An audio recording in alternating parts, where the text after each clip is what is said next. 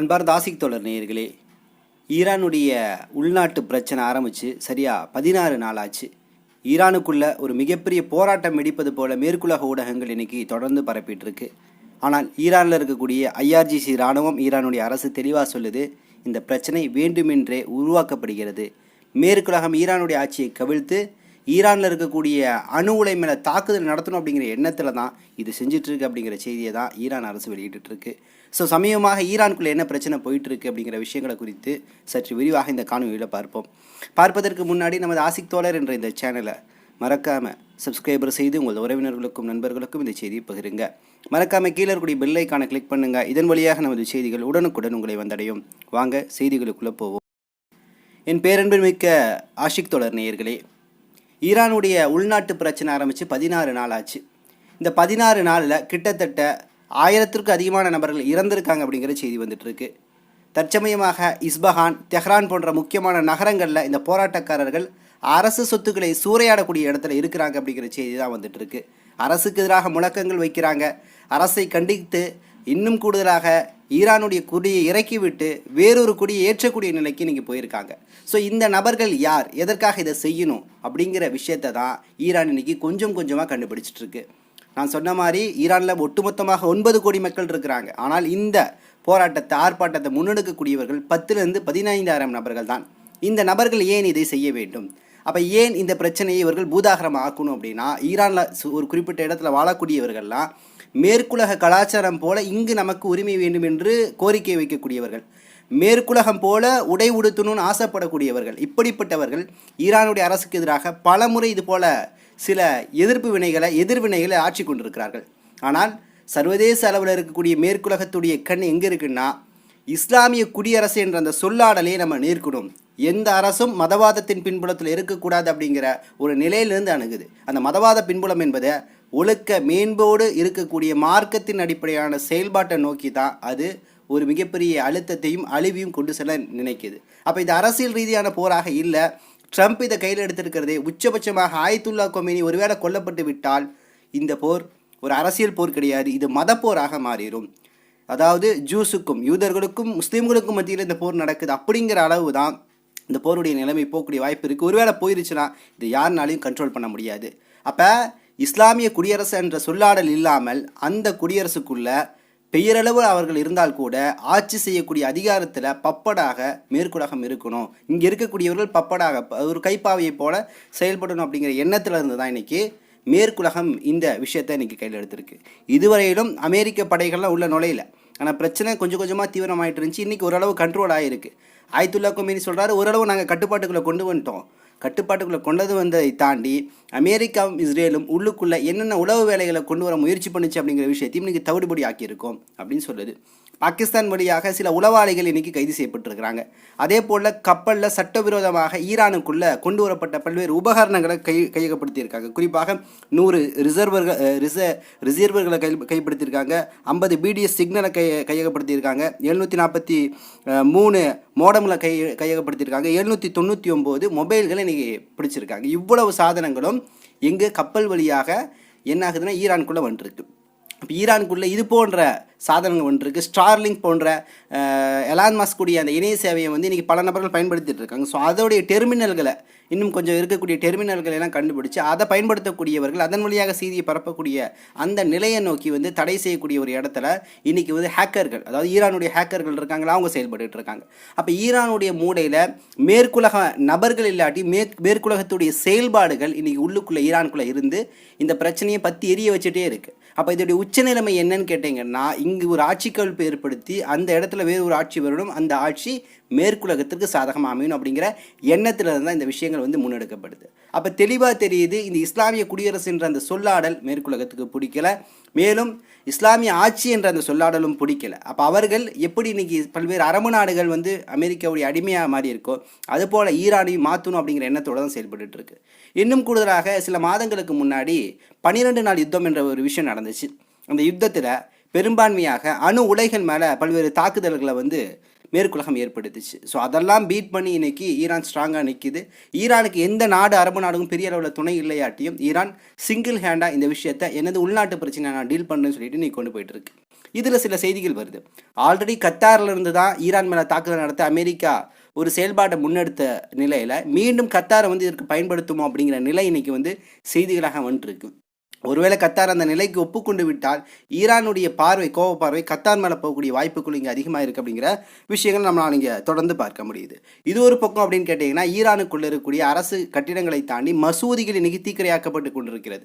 அப்போ இங்கே அடிப்படை நோக்கம் என்னன்னு கேட்டிங்கன்னா, ஈரானில் இருக்கக்கூடிய இந்த பிரச்சனை இந்த பிரச்சனை இருந்தது, இவ்வளவு ஆண்டுகள் இருந்தது அப்படின்னு தான் சொல்லப்படுகிறது. பணவீக்கமாகட்டும், வேலையில்லா திண்டாட்டமாகட்டும், சில விஷயங்கள் இருந்துச்சு. ஆனால் இந்த விஷயத்தை கையில் எடுத்து ஒரு குறிப்பிட்ட விகிதாச்சாரத்தை சேர்ந்த ஈரானை எதிர்க்கக்கூடிய மக்கள் என்ன பண்ணுறாங்கன்னா, அது பெரிய ஒரு பிரச்சனையாக மாற்றி இந்த நாட்டு ஆட்சி கவிழ்ப்பு ஏற்படுத்தணுங்கிற நிலையை நோக்கி கொண்டு போகிறது அப்படிங்கிறது நிச்சயமாக ஈரானுக்கு ஒரு மிகப்பெரிய ட்ராபேக்காக இருக்குது.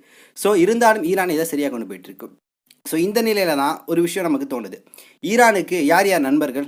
ரஷ்யா, சீனா மற்றும் வடகொரியா, இது போன்ற நாடுகள் நண்பர்கள்.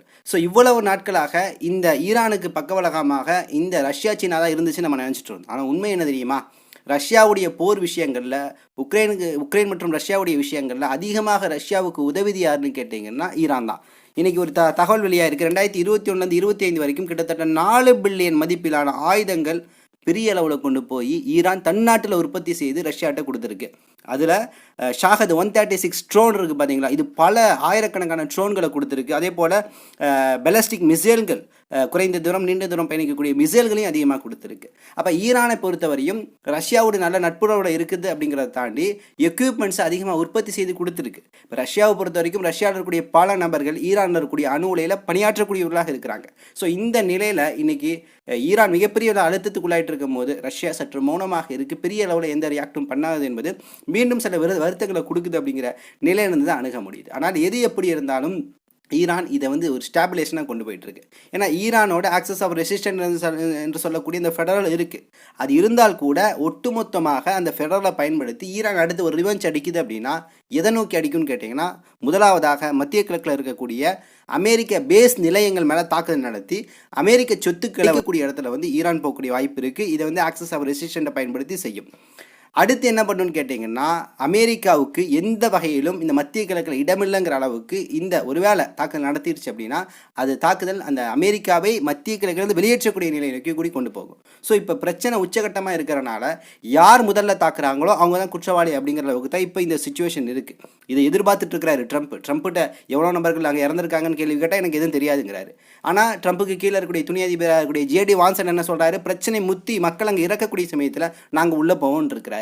ஆனால் ஈரானை அப்படி எளிமையாக தொட முடியாது. ஏன்னா ஈரானுக்குள்ளே அந்த நான் சொன்ன மாதிரி அந்த ஆக்சஸ் ஆஃப் ரெசிஸ்டன்ட்டுடைய கட்டமைப்பு இருக்குது, அதே போல் எக்யூப்மெண்ட்ஸ் நிறைய வச்சுருக்கிறாங்க.